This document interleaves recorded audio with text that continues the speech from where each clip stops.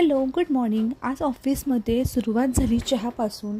ऑफिसचं काम आवरलं, बॅग पॅक केली आणि निघाले घरी. घरी आल्यानंतर सगळ्यात पहिल्यांदा केला चहा, जो नेहमीचंच मी करते. चहा केल्यानंतर पटकन घरातली जी दिवाबत्ती आहे ती करून घेतली, कारण रोजच ऑफिसमधून आल्यानंतर घरात बसलेला आहे गणपती.